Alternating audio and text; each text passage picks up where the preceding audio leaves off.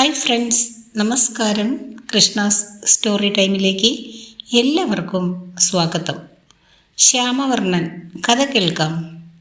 ശ്യാമവർണ്ണൻ ഇതുവരെ വായിച്ച ഭാഗങ്ങൾ എല്ലാവരും കേട്ടിരിക്കുമെന്ന് കരുതട്ടെ. കേൾക്കാത്തവർക്കായി ഡിസ്ക്രിപ്ഷനിൽ ലിങ്ക് കൊടുത്തിട്ടുണ്ട്.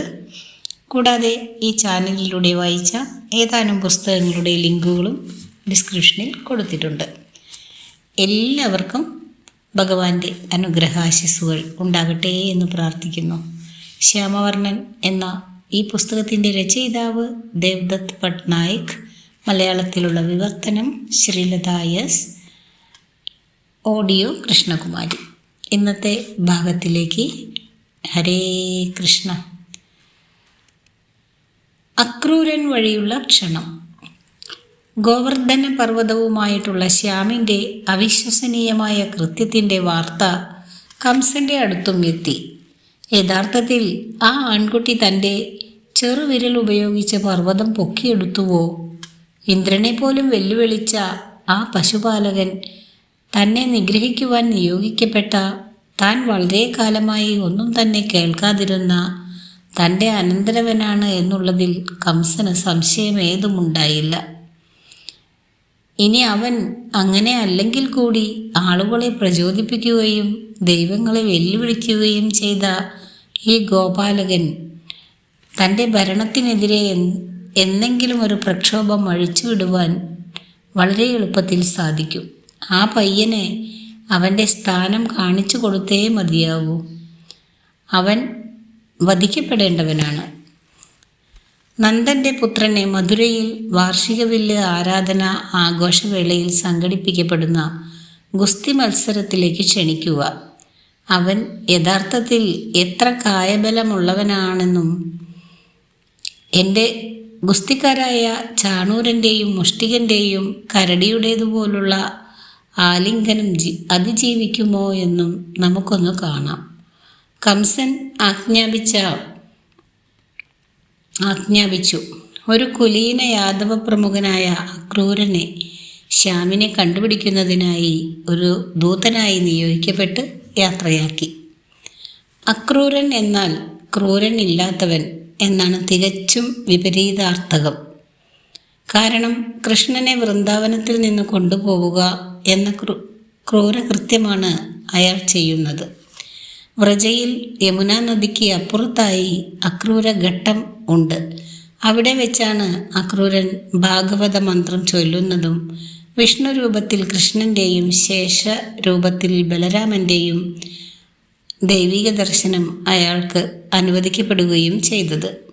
16-ാം നൂറ്റാണ്ടിൽ ബംഗാളിലെ ചൈതന്യ മഹാപ്രഭുവിനാൽ പ്രചോദിതരായി രൂപസനാതന, ജീവ എന്നീ ഗോസ്വാമിമാർ മധുര പ്രദേശത്ത് കൃഷ്ണൻ്റെ ബാല്യകാലവുമായി ബന്ധപ്പെട്ട് കിടക്കുന്ന സ്ഥലങ്ങൾ വീണ്ടും കണ്ടെത്തുന്നതിലും അവിടമെല്ലാം ആരാധനാ കേന്ദ്രങ്ങളാക്കി മാറ്റുന്നതിലും മുഖ്യ പങ്ക് വഹിച്ചിട്ടുണ്ട്. രൂപ, സനാതന എന്നിവർ സഹോദരന്മാരായിരുന്നു.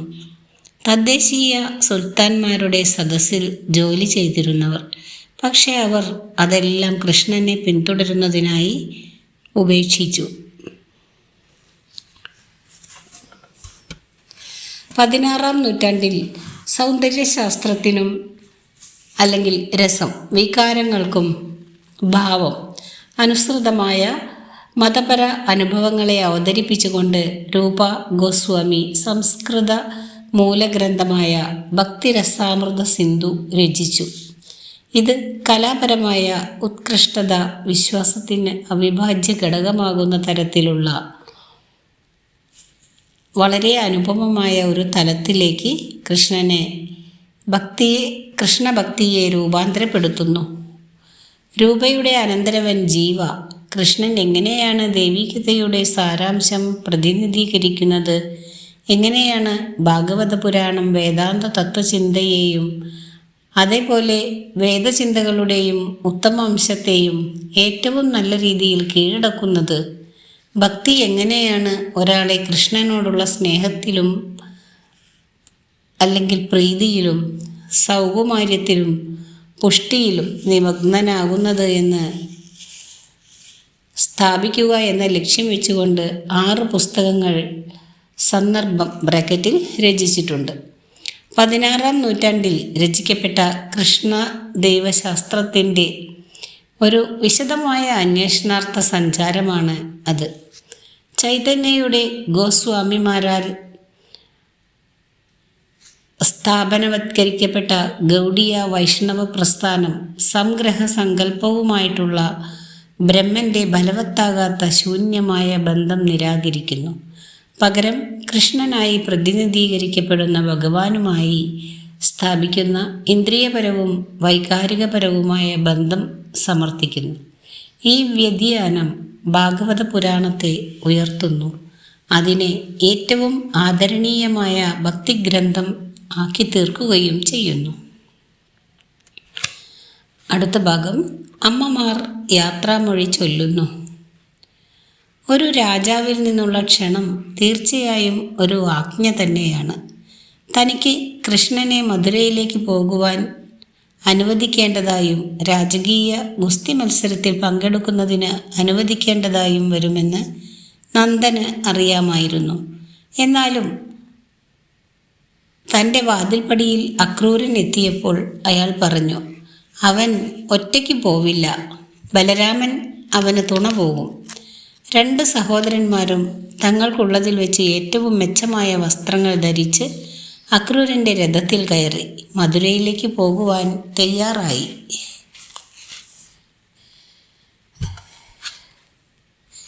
നിങ്ങൾ എന്തിനാണ് കരയുന്നത്? അമ്മമാരുടെ അനുഗ്രഹങ്ങൾ തേടവേ കൃഷ്ണൻ ചോദിച്ചു. കാരണം പോകുവാൻ അനുവദിക്കുക എന്നത് ഏറെ ക്ലേശകരമാണ്, യശോദയും രോഹിണിയും പറഞ്ഞു. തൻ്റെ ഗ്രാമം എന്നേക്കുമായി വിട്ടുപോകുന്നതിന് കൃഷ്ണൻ പരസ്യമായി അനുവാദം വാങ്ങി. ബുദ്ധൻ്റെ രഹസ്യമായ കൊട്ടാരം വിട്ടുപോക്കിന് വിപരീതമാണ് ഇത്. രാമായണത്തിൽ രാമൻ വനവാസത്തിനായി കാട്ടിലേക്ക് പുറപ്പെടുമ്പോൾ അവൻ്റെ അമ്മമാർ കരയുന്നുണ്ട്. എന്നിരുന്നാലും രാമൻ നാടുകടത്തലിന് ശേഷം മടങ്ങി വരുന്നുണ്ട്. പക്ഷേ ഹരിവംശത്തിൽ കൃഷ്ണൻ ഒരിക്കലും മടങ്ങി വരുന്നില്ല. രാമനെ അവൻ്റെ വീട്ടിൽ നിന്ന് ഇറക്കി വിട്ടതാണ്, പക്ഷേ കൃഷ്ണനെ പിടിച്ചു വലിച്ച് എടുത്തതാണ്. അഭാംഗൈ എന്നറിയപ്പെടുന്ന മനുഷ്യനും ദൈവത്തിനും ഇടയിലുള്ള പിളർപ്പ് ബ്രാക്കറ്റിൽ ബാങ്കൈ പരിഹരിക്കുന്ന പാട്ടുകൾ നാമദേവൻ രചിച്ചതാണ്. നാമദേവനെ സംബന്ധിച്ച് ദൈവം എന്നാൽ കൃഷ്ണനാണ്. അയാൾ പാണ്ഡുരംഗൻ ബ്രാക്കറ്റിൽ വെളുത്ത നിറമുള്ളവൻ വിപരീതാർത്ഥത്തിൽ എന്നാണ് കൃഷ്ണനെ വിളിച്ചിരുന്നത്, അല്ലാതെ കൃഷ്ണൻ ഇരുണ്ട നിറമുള്ളവൻ എന്നല്ല. കൃഷ്ണനിൽ അയാൾ അമ്മ, പശു എന്നിവരെ ദർശിച്ചു. അയാളിൽ സ്വയം അനാഥനാക്കപ്പെട്ട കുട്ടി, ഭയന്നുപോയ കാണാതായ പശുക്കുട്ടി എന്നിവരെയും. അടുത്ത ഭാഗം കരയുന്ന ഗോപികമാർ. വൃന്ദാവനത്തിലെ തെരുവുകളിലൂടെ രഥം ഉരുണ്ടു നീങ്ങി. മധുവനം പിന്നിട്ട് കഴിഞ്ഞപ്പോൾ ഗോപികമാർ അവരുടെ വിലാപം പുറത്തുവിട്ടു. അതിൻ്റെ ചക്രങ്ങളിൽ പിടിച്ചുകൊണ്ട് രഥത്തിൻ്റെ വഴി മുടക്കുവാൻ ശ്രമിച്ചുകൊണ്ട് അവർ രഥത്തിന് പിന്നാലെ ഓടുവാൻ തുടങ്ങി. ക്രൂരനായ അക്രൂര, ശ്യാമിനെ ഞങ്ങളുടെ അടുത്തുനിന്ന് എടുത്തുകൊണ്ടു പോകരുത്, അവർ നിലവിളിച്ചു. ശ്യാം മറുപടി പറഞ്ഞു, അയാൾ രാജാവിൻ്റെ ആജ്ഞയുടെ ഒരു ഉപകരണം മാത്രമാണ്. പെട്ടെന്നു തന്നെ ഞാൻ മടങ്ങും. ഇപ്പോൾ മുതൽ കുറച്ച് ദിവസങ്ങൾക്ക് ശേഷം ഞാൻ ഒരുമിച്ച് പാടുകയും നൃത്തം വയ്ക്കുകയും ചെയ്യും. ഉറപ്പ് കിട്ടിക്കഴിഞ്ഞപ്പോൾ രഥം കടന്നു പോകുന്നതിന് ഗോപികമാർ അനുവദിച്ചു. 6-7 നൂറ്റാണ്ടുകൾക്കിടയിൽ ജീവിച്ചിരുന്ന തമിഴകത്തെ ആൾവാർ കവികൾ വിരഹഭക്തി അഥവാ അതിയായ ആശയിലൂടെയുള്ള ഭക്തി എന്ന ആശയം ആദ്യമായി പരിചയപ്പെടുത്തി. ദിവ്യപ്രബന്ധം സമാഹരിക്കുകയും നാടകമായി അരയ്യാർ സേവൈ ആവിഷ്കരിക്കുകയും ചെയ്ത തമിഴ് പാട്ടുകളിൽ തൻ്റെ ദൈവിക പ്രണയഭാജനമായ വിഷ്ണു കൃഷ്ണനുമായി ഒന്നിക്കുവാൻ അതിയായ ആഗ്രഹിക്കുന്ന ഒരു പ്രണയ നൈരാശ്യം പൂണ്ട ഗോപികയായി ഭക്തയായി അവതരിപ്പിക്കുന്നു. പല കൃഷ്ണ അനുയായികളുടെയും അഭിപ്രായപ്രകാരം പ്രധാന ക്ഷേത്രത്തിൽ ബഡാദേവുൾ ബ്രാക്കറ്റിൽ നിന്ന് ഗ്രാൻഡ് റോഡിൽ ബഡാ ഡണ്ട ബ്രാക്കറ്റിൽ വടക്കുഭാഗത്ത് സ്ഥിതി ചെയ്യുന്ന ഗുണ്ടിച്ച ക്ഷേത്രത്തിലേക്കുള്ള പുരി ജഗന്നാഥൻ്റെ രഥയാത്ര കൃഷ്ണൻ്റെ വൃന്ദാവനത്തിലേക്ക് അഥവാ ഗോലോകത്തിലേക്ക് ഉള്ള മടക്കയാത്രയുടെ പ്രാപഞ്ചികമായ നട്ടെല്ലിലൂടെയുള്ള യാത്രയുടെ ആചാരപരമായ പുനരവതരണമാണ്. അവൻ സുഭദ്രയെ തിരിച്ചു കൊണ്ടുവരുന്നതിനായി വൃന്ദാവനം വിട്ട് തെക്ക് മധുരയിലേക്ക് യാത്ര ചെയ്തു. ചൈതന്യ മഹാപ്രഭു തൻ്റെ ആദ്യകാല ജീവിതം വൃന്ദാവനത്തിലാണ് ചെലവഴിച്ചത്. പക്ഷേ ഒഡീഷയിലെ പുരിയിലാണ് തൻ്റെ പിൽക്കാല ജീവിതം നയിച്ചത്. അവിടെ അദ്ദേഹത്തിൻ്റെ കീർത്തനങ്ങൾ വളരെ പ്രചാരം നേടുകയും ചെയ്തു. തദ്ദേശീയ ബ്രാഹ്മണ സമ്പ്രദായവുമായി അക്കാലത്ത് സംഘർഷങ്ങൾ നിലനിന്നിരുന്നു. പുരാതന ദൈവമായ പുരുഷോത്തമൻ ജഗന്നാഥൻ കൃഷ്ണൻ തന്നെയാണ് എന്ന് സ്ഥാപിക്കുന്നതിൽ അദ്ദേഹം ഒരു പ്രധാന പങ്ക് വഹിച്ചിട്ടുണ്ട്. അടുത്ത ഭാഗം രാധയില്ലാതെ പുല്ലാങ്കുഴലുമില്ല. ഗ്രാമത്തിൻ്റെ അറ്റത്ത് രാധ നിന്നിരുന്നു. ശ്യാം അക്രൂരനോട് രഥം നിർത്തുവാൻ അപേക്ഷിച്ചു. രഥത്തിൽ നിന്നിറങ്ങി അവൻ രാധയുടെ സമീപമെത്തി പറഞ്ഞു, പ്രിയമുള്ളവളെ, എനിക്ക് പോയേ തീരൂ. പക്ഷേ വിശ്വസിക്കുക, ഞാൻ മടങ്ങി വരും. ഇല്ല, നീ വരില്ല, രാധ പറഞ്ഞു. അവളുടെ കണ്ണുകളിൽ ഒരു വിഷാദച്ഛവി കലർന്നിരുന്നു. ആഗ്രഹമുണ്ടെങ്കിൽ പോലും നിനക്ക് മടങ്ങി വരുവാൻ സാധിക്കുകയില്ല. ചുമതലകൾ, കടമകൾ, നഗരത്തിലെ രാഷ്ട്രീയം, ഇതെല്ലാം എനിക്കൊപ്പം, ഞങ്ങൾക്കൊപ്പം ഈ സ്നേഹത്തിൻ്റെ ഗ്രാമത്തിൽ കഴിയാനുള്ള നിന്റെ മോഹത്തെ കീഴടക്കും. നീ ഞങ്ങളോട് കരുണയുള്ളവനായിരുന്നു. അവരോടും നീ അലിവ് കാണിക്കണം. നിന്റെ അപരിമേയതയ്ക്ക് മുന്നിൽ എല്ലാം അപര്യാപ്തം എന്നു തോന്നും. ശക്തി ശിവൻ എന്ന സന്യാസിയെ ഗൃഹസ്ഥാശ്രമിയായ ശങ്കരനായി മാറ്റി. ഇപ്പോൾ രാധ ശ്യാമിൻ്റെ മുമ്പോട്ടുള്ള യാത്രയ്ക്ക് വേണ്ടി അവൻ്റെ ലീലാലോലുപതയെക്കുറിച്ച് കൂടുതൽ ധാരണാശക്തിയുള്ളവനാക്കി മാറ്റിക്കുന്നതിനുള്ള തയ്യാറെടുപ്പുകൾ നടത്തുകയായിരുന്നു. ആരെങ്കിലും വിശ്വസിക്കുന്നതിന് ബുദ്ധിമുട്ടുള്ളത്ര വളരെ വ്രണപ്പെടുത്തപ്പെട്ട കുട്ടികളുടെ വിവേകിയായ പിതാവ് അല്ലെങ്കിൽ മാതാവ്.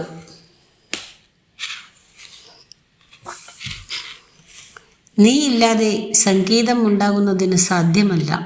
അതുകൊണ്ട് ഞാൻ എന്നെങ്കിലും മടങ്ങിയെത്തും വരെ നീ എൻ്റെ പുല്ലാങ്കുഴൽ സൂക്ഷിച്ചു കൊള്ളുക രാധേ. രാധ, അപ്പോൾ നമുക്ക് വീണ്ടും പുഞ്ചിരിക്കാം, ഒരിക്കൽ കൂടി നൃത്തവും ചെയ്യാം. രാധ ചിരിച്ചു. പിന്നെ ശ്യാമിന് യാത്രാമൊഴി ചൊല്ലി. പുല്ലാങ്കുഴൽ ഏന്തിയ കൃഷ്ണനെ മുരളീധരൻ എന്ന് വിളിക്കുന്നു. വേണുഗോപാൽ പശുപാലകനായ വേണുവാദകൻ എന്നും. രാധയുടെ പ്രണയഭാജനം എന്ന നിലയ്ക്ക് അവനെ രാധാവല്ലഭൻ എന്നും വിളിച്ചു വരുന്നു. പുഷ്പാലങ്കൃതമായ പുൽത്തകിടിയിൽ നൃത്തം ചെയ്യവേ തൻ്റെ ശരീരം വളച്ചു വയ്ക്കുന്നവൻ എന്ന നിലയ്ക്ക് അവനെ ബാങ്കേ ബിഹാരി എന്നും വിളിക്കപ്പെടുന്നു. കാളി ഇല്ലെങ്കിൽ ശിവൻ വെറും ഒരു ശവം ബ്രാക്കറ്റിൽ ജഡം മാത്രമാണെന്ന് താന്ത്രിക പാരമ്പര്യം പറയുന്നു.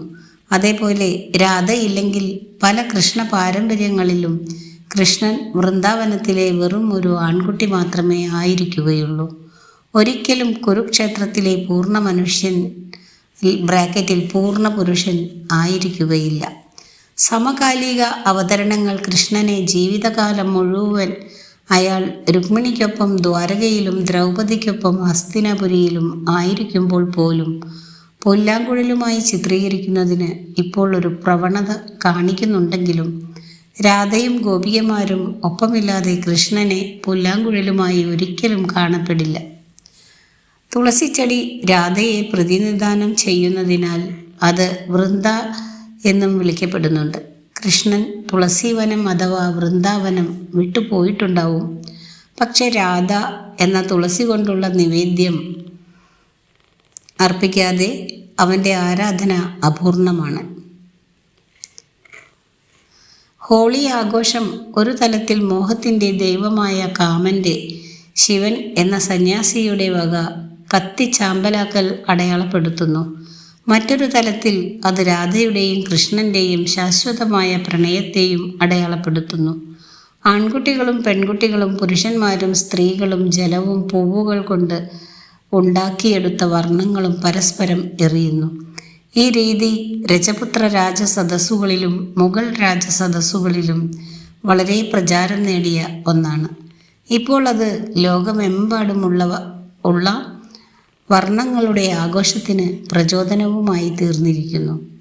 ഹോളി എന്ന വാക്ക് മിക്കവാറും വസന്തകാലത്തെ കറുത്ത വാവുനാളിൽ ആഘോഷിച്ചു വരുന്ന ഡോള ഉത്സവത്തിൽ ഊഞ്ഞാലാട്ടത്തിൻ്റെ ആഘോഷം നിന്നായിരിക്കാം വരുന്നത്. രാധയുടെയും കൃഷ്ണൻ്റെയും വിഗ്രഹങ്ങൾ ഒരു ഊഞ്ഞാലിൽ ഇരുത്തിക്കൊണ്ട് അവരുടെ ഹൃദയത്തിൽ കാൽപ്പനിക പ്രണയം സൃഷ്ടിക്കുന്നതിനു വേണ്ടി ഭക്തർ പാട്ടുകൾ പാടുന്നു. അടുത്ത ഭാഗം പുസ്തകം 8 എന്ന അടുത്ത ഭാഗം ഗുസ്തിക്കാരൻ.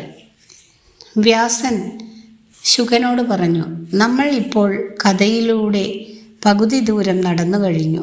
മനോഭാവം ഇനി മാറി വരും. സ്നേഹം ഇനി ഭീതിക്ക് വഴിമാറും. കാട്ടിലെ മൃഗങ്ങൾ നഗരങ്ങളുടെ ഹൃദയങ്ങളിലുള്ള മൃഗങ്ങളെക്കാൾ കുറവ് ഭീതിപ്പെടുത്തുന്നവയാണെന്ന് കാണപ്പെടും. രാജകീയ തുണി അലക്കുകാരൻ. അടുത്ത ടോപ്പിക്. യമുനയ്ക്ക് കുറുകെ ഒരു ചങ്ങാടത്തിൽ അക്കരെ കടത്തപ്പെട്ടതിന് ശേഷം അക്രൂരൻ്റെ രഥം പൊതുജനങ്ങൾക്ക് ഒന്നിച്ചു കൂടാനുള്ള അനേകം തുറസ്സായ സ്ഥലങ്ങളും ചോലമരങ്ങൾ ഇരുവശങ്ങളിലും വെച്ചുപിടിപ്പിച്ചിട്ടുള്ള മനോഹരമായ തെരുവീഥികളും പ്രവേശന കവാടങ്ങളും പൂന്തോപ്പുകളുമുള്ള വീടുകളും ഓരോ പുരപ്പുറത്തും കൊടിയടയാളങ്ങളും പല്ലക്കുകളും രഥങ്ങളും തിങ്ങി നിറഞ്ഞ തെരുവുകളും എല്ലാത്തരത്തിലുള്ള കടകളുമുള്ള സുന്ദരവും ഐശ്വര്യകരവുമായ മധുര നഗരത്തിന് നേർക്ക് ഉരുണ്ടു തുടങ്ങി. ശ്യാമും ബലരാമനും ഒരു നഗരം കാണുന്നത് ഇത് ആദ്യമായിട്ടായിരുന്നു. ആവേശത്താൽ അവരുടെ കണ്ണുകൾ വിടർന്നു. ഒരു അലക്കുകാരൻ നദിക്കരികിലേക്ക് പോകുന്നത് ശ്യാം കണ്ടു. നീ ഞങ്ങളുടെ വസ്ത്രങ്ങൾ അലക്കിത്തരുമോ? നീണ്ട യാത്ര ഞങ്ങളുടെ വസ്ത്രങ്ങളിലെല്ലാം അഴുക്ക് പുരണ്ടതാക്കിയിട്ടുണ്ട്. ഞങ്ങൾക്ക് രാജാവിൻ്റെ മുന്നിൽ സന്നിഹിതരാകേണ്ടതായിട്ടുണ്ട്. അലക്കുകാരൻ താൻ രാജകീയ അലക്കുകാരനാണ് എന്ന് അഭിമാനത്തോടെ പ്രസ്താവിച്ചുകൊണ്ട് ഗ്രാമീണ ബാലകരുടെ അപേക്ഷ നിരസിച്ചു. ഓരോരുത്തരും പരസ്പരം സഹായിച്ചു കൊണ്ടിരുന്ന വൃന്ദാവനത്തിലെ ഗോപാലകരുടെ രീതികൾ മധുരയിലെ അലക്കുകാരന് അറിയുകയില്ലായിരുന്നു. ശ്യാം അവനെ നദിയിലേക്ക് ഒരു തള്ളു വെച്ചു കൊടുത്തു. അവൻ്റെ തുണിഭാണ്ഡം സ്വന്തമാക്കി അലക്കുകാരൻ ചുമന്നിരുന്ന ശ്രേഷ്ഠമായ തുണിത്തരങ്ങൾ സ്വയം ധരിച്ചു. അവൻ ഒരു തിളക്കമുള്ള മഞ്ഞ സിൽക്ക് ധോത്തി തനിക്കും കടുത്ത നീല നിറത്തിലുള്ള ഒരെണ്ണം ബലരാമനും വേണ്ടി തിരഞ്ഞെടുത്തു. നഗരത്തിലെ രീതികൾ ശ്യാമിന് അറിഞ്ഞുകൂടായിരുന്നല്ലോ.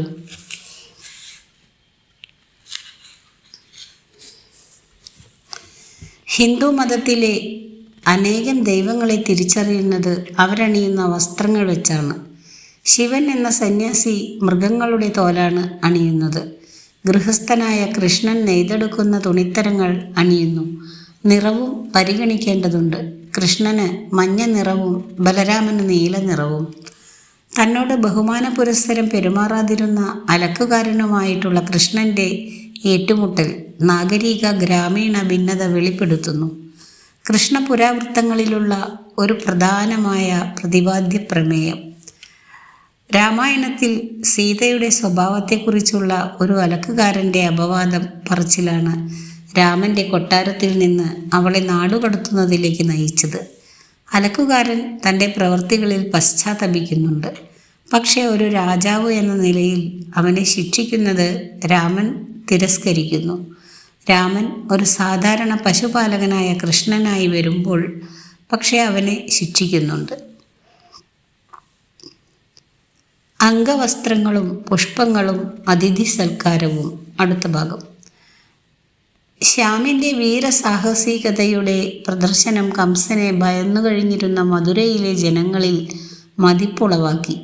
ഇതായിരിക്കുമോ പ്രവചിക്കപ്പെട്ടിട്ടുള്ള ആ രക്ഷകൻ? അവർ അവനെ ആർപ്പുവിളികളോടെ എതിരേറ്റു. നഗരത്തിൽ പ്രവേശിച്ചപ്പോൾ അവനു വേണ്ടി സമ്മാനങ്ങൾ കൊണ്ടുവന്നു. ഒരു നെയ്ത്തുകാരൻ മനോഹരമായി ചിത്രതയ്യൽ വേലകൾ ചെയ്തിരുന്ന അംഗവസ്ത്രങ്ങൾ ഇരു സഹോദരന്മാർക്കും നൽകി. ഒരു പൂക്കച്ചവടക്കാരൻ ശ്യാമിന് സൗരഭ്യമുള്ള പുഷ്പങ്ങൾ കൊരുത്ത ഒരു മാല നൽകി. ശ്യാമും അവൻ്റെ സഹോദരനും വീടുകളിലേക്ക് ക്ഷണിക്കപ്പെട്ടു. ആഹാരവും കുടിക്കാനും നൽകി. വിശ്രമം എടുക്കുവാൻ അനുവദിച്ചു. ശ്യാം അവരുടെ അതിഥി സൽക്കാരം മഹാമനസ്കതയോടെ സ്വീകരിച്ചു. അവൻ്റെ ആതിഥേയരോടുള്ള നന്ദിയും പ്രകടിപ്പിച്ചു. അവൻ്റെ വശീകരണ ശക്തി, അവൻ്റെ രസികത്വം, അവൻ്റെ ഗർവ് കാണിക്കാത്ത രീതികൾ ചുരുങ്ങിയ സമയത്തിനുള്ളിൽ നഗരത്തിൻ്റെ സംസാര വിഷയമായി തീർന്നു. ഇതേക്കുറിച്ചുള്ള വാർത്തകൾ കംസൻ്റെ ചെവിയിലും എത്തി. രാജാവ് ഞെട്ടിത്തരിച്ചു. ജനങ്ങൾ പശുപാലകനെ ഭയക്കുന്നില്ല, എന്നിട്ടും അവർ അവനെ സ്തുതിക്കുന്നു. അതെങ്ങനെ സാധ്യമാകും? കംസന് താൻ അപര്യാപ്തനെന്ന് തോന്നി. അയാൾക്ക് അനുനയവും കോപവും തോന്നി.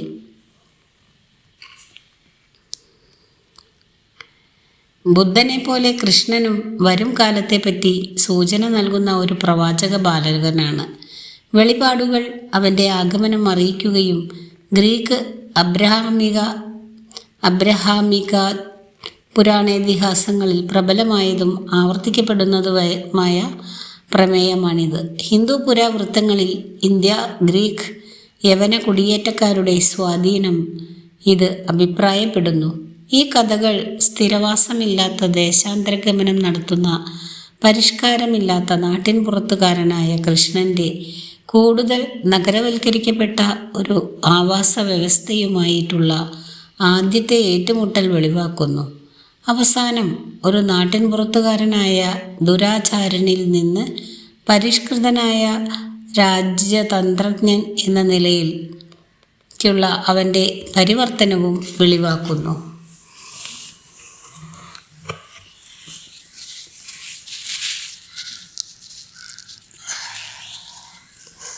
അടുത്ത ഭാഗം മധുരയിലെ കൂനുള്ള സ്ത്രീ. മധുരയിലെ കൂനുള്ള സ്ത്രീ. പുറത്ത് കൂനുണ്ടായിരുന്ന ഒരു കൊട്ടാരദാസിയായിരുന്നു ത്രിവക്ര. മധുരയിലെ തെരുവുകളിൽ ഉണ്ടായിരുന്ന മറ്റു പലരെയും പോലെ അവളും കംസനെ വിരളി പിടിപ്പിച്ച പശുപാലകനായ ശ്യാം എന്ന ബാലകനെ കുറിച്ച് കേട്ടു. ആർപ്പ് വിളിക്കുന്ന ആരാധകരാൽ വലയം ചെയ്യപ്പെട്ട നിൽക്കുന്ന അവനെ അവളും കണ്ടു. വിരൂപയും അംഗഭംഗം വന്നവളായ, എപ്പോഴും അവഗണിക്കപ്പെടുന്നവളുമായ അവൾ നിശബ്ദം തെരുവു മൂലയിൽ നിന്നിരുന്നു. രാജകുടുംബത്തിലേക്ക് ഉദ്ദേശിച്ചിരുന്ന ഒരു കോപ്പ ചന്ദന ലേപവും പിടിച്ചുകൊണ്ടാണ് അവൾ നിന്നിരുന്നത്. അത് ഈ മഹാനായ യോദ്ധാവിന് നൽകണമെന്ന് അവൾ ആഗ്രഹിച്ചു. ജനക്കൂട്ടത്തിനിടയിലൂടെ ശ്യാം അവളെ കണ്ടു. അവളുടെ അടുത്തേക്ക് നടന്നു നീങ്ങി. സുന്ദരി രത്നമേ, അങ്ങ് ദൂരെ ഗ്രാമത്തിൽ എൻ്റെ അമ്മ എൻ്റെ മുഖത്തും കൈകളിലും ചന്ദനലേപം പുരട്ടുക പതിവായിരുന്നു. പക്ഷേ അത് എനിക്ക് വേണ്ടി ചെയ്തു തരുന്ന ആരും ഈ നഗരത്തിലില്ല. നീ ദയവായി അത് ചെയ്തു തരാമോ? ത്രിവക്രയ്ക്ക് തനിക്ക് കൈവന്ന ഭാഗ്യം വിശ്വസിക്കാനായില്ല. തീർച്ചയായും അവൾ പറഞ്ഞു. തൻ്റെ വികാരവിക്ഷോഭം ഉൾക്കൊള്ളുവാൻ കഴിയാതെ ശ്യാമിൻ്റെ ശരീരത്തിൽ ചന്ദനലേപം പുരട്ടുവാനായി അവൾ മുന്നോട്ട് നീങ്ങി. ശ്യാം തൻ്റെ കാൽപാദം ത്രിവക്രയുടേതിൽ വെച്ചു. അവൻ്റെ വിരലുകൾ അവളുടെ താടിയിൽ വെച്ചുകൊണ്ട് മെല്ലെ അവളുടെ തല ഉയർത്തി. അവളുടെ കുനിവ് നിവർന്ന് അവൾ നേരെയാകുന്നതുവരെ അവൻ അവളെ വലിച്ചു നീട്ടിക്കൊണ്ടിരുന്നു. ത്രിവക്ര ഇനി ഒരിക്കലും കൂനുള്ളവൾ ആയിരിക്കില്ല. ശ്യാം അവളെ മനോഹരിയായ ഒരു സ്ത്രീയാക്കി രൂപം മാറ്റിയിരിക്കുന്നു. കണ്ണു നിറഞ്ഞ ത്രിവക്ര മടിച്ചു ചോദിച്ചു, നീ എൻ്റെ വീട്ടിൽ വരുമോ? എൻ്റെ ആഹാരം കഴിക്കുമോ? ഒരു രാത്രിയിലെങ്കിലും എൻ്റെ വീട്ടിൽ എനിക്കൊപ്പം പാർക്കുമോ? തീർച്ചയായും ഞാൻ അത് ചെയ്യും. മധുരയിലെ കൂനുള്ള സ്ത്രീക്ക് തൻ്റെ ജീവിതത്തിൽ ആദ്യമായി താൻ മനസ്സിലാക്കപ്പെടുന്നതായി സ്വയം തോന്നുന്നത് എങ്ങനെയാണെന്ന് നിരീക്ഷിച്ചുകൊണ്ട് ശ്യാം പറഞ്ഞു. രാമായണത്തിൽ കൂനുള്ള ദാസിയായ മന്ദരയാണ് രാമൻ്റെ നാടുകടത്തലിനുള്ള ഉത്തരവാദിത്വം വഹിക്കുന്നത്. ഹരിവംശത്തിൽ ഒരു കൂനുള്ള സ്ത്രീ കൃഷ്ണനാൽ സ്നേഹിക്കപ്പെടുന്നു. മന്ദരയുടെ പുനർജന്മമാണ് ത്രിവക്ര എന്നും അവൾക്ക് കൃഷ്ണനിലൂടെ മോക്ഷം കിട്ടിയെന്നും പലരും വിശ്വസിച്ചു വരുന്നുണ്ട്. ത്രിവക്ര, മന്ദര എന്നീ രണ്ടു പേരും ചിലപ്പോൾ കൂനുള്ളവർ എന്ന് അർത്ഥം വരുന്ന കുബ്ജ എന്ന് അഭിസംബോധന ചെയ്യപ്പെടുന്നുണ്ട്. ബുദ്ധമത പുരാവൃത്തങ്ങളിൽ ബുദ്ധൻ ജ്ഞാനോദയം നേടിയതിനു ശേഷം തൻ്റെ അമ്മയോട് പ്രബോധനം നടത്തുന്നതിനായി സ്വർഗത്തിലേക്ക് പോകുന്നുണ്ട്. അവൻ ഭൂമിയിൽ മടങ്ങിയെത്തുമ്പോൾ ഒരു വലിയ ജനക്കൂട്ടം അവനെ കാണുന്നതിനായി ചുറ്റും കൂടുന്നു. ഉപൽവർണ എന്നു പേരുള്ള ഒരു ബ്രഹ്മചാരിണിക്ക് ബ്രാക്കറ്റിൽ ഭിക്കുനി അല്ലെങ്കിൽ ഭിക്ഷുണി ജനക്കൂട്ടത്തിനിടയിലൂടെ ബുദ്ധൻ്റെ സമീപത്തേക്ക് എത്തുവാൻ കഴിയുന്നില്ല. ബുദ്ധൻ അവളെ ഒരു പുരുഷനാക്കി രൂപം മാറ്റി വരുത്തുന്നു. അപ്പോൾ ജനക്കൂട്ടത്തിനിടയിലൂടെ സ്വയം വഴിയുണ്ടാക്കി തന്നെ ആദ്യം ദർശിക്കുന്നതിന് അതവളെ പ്രാപ്തയാക്കുമല്ലോ. മധുരയിലെ ജനക്കൂട്ടത്തിനിടയിലൂടെ കൃഷ്ണനിലേക്കുള്ള ത്രിവക്രയുടെ യാത്ര സമാനമായ ഒരു പ്രമേയം ഓർമ്മയിൽ കൊണ്ടുവരുന്നു.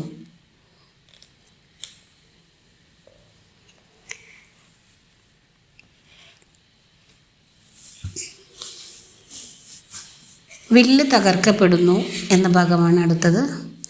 വാർഷിക വില്ല് ആരാധനാ മഹോത്സവത്തിൽ പങ്കെടുക്കുന്നതിനായി മധുരയ്ക്ക് സമീപത്തുള്ള ഗ്രാമങ്ങളിൽ നിന്നുള്ള ആളുകൾ മധുരയിൽ ഒത്തുകൂടി. ഈ ദിവസം യോദ്ധാക്കൾ അവരവരുടെ വില്ലുകൾ പൊതുജനങ്ങൾക്ക് കാണുന്നതിനായി പ്രദർശിപ്പിക്കുന്നു. ഇത് ആഘോഷിക്കുന്നതിനായി ഒരു വലിയ ഉത്സവം തന്നെ സംഘടിപ്പിച്ചിരുന്നു. വില്ലുകളുടെ പ്രദർശനം കൂടാതെ ആഘോഷത്തിൻ്റെ ഒരു പ്രധാന ആകർഷണം രാജകീയ ഗുസ്തി മത്സരം ആയിരുന്നു. ശ്യാമും ബലരാമനും നഗര ചത്വരത്തിൽ എത്തിയപ്പോൾ യാദവ യോദ്ധാക്കളുടെ വില്ലുകൾ പ്രദർശനത്തിന് വെച്ചിരിക്കുന്നത് കണ്ടു. ചത്വര മധ്യത്തിൽ രാജകീയ വില്ല് പ്രൗഢഗംഭീരമായി വെച്ചിരുന്നു. 12 യോദ്ധാക്കളുടെ ഒരു കൂട്ടമെങ്കിലും വേണ്ടിവരും. ആ വില്ല് വളയ്ക്കുവാനും ചരട് കെട്ടുവാനും കാഴ്ചക്കാർ പറഞ്ഞു. അങ്ങനെയാണോ? ശ്യാം പറഞ്ഞു. ഞാനൊന്ന് ശ്രമിക്കട്ടെ. ചുറ്റും കൂടിയിരുന്ന ജനങ്ങളെ ആശ്ചര്യഭരിതരാക്കിക്കൊണ്ട് ശ്യാം വളരെ നിസ്സാരമായി വില്ല് പൊക്കിയെടുത്തു. അതിൽ ചരട് കെട്ടുന്നതിനായി അതിൻ്റെ ദണ്ട് വളയ്ക്കുവാൻ തുടങ്ങി. കാവൽക്കാർ അവനെ തടയുവാൻ ശ്രമിച്ചു. ഇത് കാണുന്നതിനായി ആളുകൾ തിക്കിത്തിരക്കി ചുറ്റും കൂടി. ബലരാമൻ അവരെ എല്ലാം പുറകോട്ടൊതുക്കി മാറ്റി നിർത്തി. ശ്യാം ഒരു കുസൃതി ചിരിയോടെ അത് വളച്ചുകൊണ്ടേയിരുന്നു. അവസാനം അതൊരു ചുള്ളിക്കമ്പ് പോലെ ഒടിഞ്ഞു കിട്ടുന്നതുവരെ അതും തുടർന്നു. രാജകീയ വില്ല് തകർന്നത് സംബന്ധിച്ച് വാർത്ത കൊട്ടാരത്തിലും എത്തി. തൻ്റെ ചെറുവിരൽ കൊണ്ട് ഗോവർദ്ധന പർവ്വതം ഉയർത്തുന്ന മര്യാദയില്ലാത്ത അലക്കുകാരെ അവരവരുടെ സ്ഥാനത്ത് നിർത്തുന്ന, എവിടെയെല്ലാം പോകുന്നുവോ അവിടെയെല്ലാം ആൾക്കാരുടെ ശ്രദ്ധ നേടുന്ന രാജകീയ വില്ല് ഒരു ചുള്ളിക്കമ്പ് പോലെ ഒടിക്കുന്ന വൃന്ദാവനത്തിൽ നിന്നുള്ള ബാലകൻ തീർച്ചയായും നമ്മെ കംസനിൽ നിന്ന് മോചിപ്പിക്കുവാൻ വന്നെത്തിയ മനുഷ്യൻ തന്നെ, മധുരയിലെ ജനങ്ങൾ പറഞ്ഞു. അന്ന് രാത്രി കംസന് ഉറങ്ങാൻ കഴിഞ്ഞില്ല. യോഗമായയുടെ പ്രവചനം, അവളുടെ പരിഹാസ പുരസ്സരമുള്ള പൊട്ടിച്ചിരയും അയാളെ വേട്ടയാടിക്കൊണ്ടിരുന്നു. വില്ലുകൾ ബന്ധിക്കപ്പെട്ടിരിക്കുന്നത് രാജസമൂഹങ്ങളുമായിട്ടാണ്. കൃഷ്ണൻ രാജകീയ വില്ല് കെട്ടുകയും പൊട്ടിക്കുകയും ചെയ്യുന്നു. അങ്ങനെ പ്രതീകാത്മകമായി തൻ്റെ അധീശത്വം സ്ഥാപിക്കുന്നു. വില്ല് പൊട്ടിക്കുന്നതിൽ ശിവൻ്റെ വില്ല് പൊട്ടിക്കുന്ന രാമനെ കൃഷ്ണൻ അനുകരിക്കുന്നു. കൃഷ്ണ വിഷ്ണുവിൻ്റെ വില്ലിനെ ശാരംഗം എന്ന് വിളിക്കുന്നു. അവൻ ശാരംഗപാണി, വില്ല് വഹിക്കുന്നവൻ എന്നറിയപ്പെടുകയും ചെയ്യുന്നു. ഇതോടുകൂടി ഇന്നത്തെ ഭാഗം അവസാനിപ്പിക്കുകയാണ്. അടുത്ത ഭാഗമായ മദം പൊട്ടിയ ആന എന്ന ഭാഗം അടുത്ത ദിവസം കേൾപ്പിക്കാം. കഥ ഇഷ്ടമായാൽ എല്ലാവരും ഒന്ന് ലൈക്ക് ചെയ്യുക. സബ്സ്ക്രൈബ് ചെയ്യാത്തവരെല്ലാം സബ്സ്ക്രൈബ് കൂടി ചെയ്യുക. ചാനലിനെ സപ്പോർട്ട് ചെയ്യുക, ഷെയർ ചെയ്യുക. Thank you.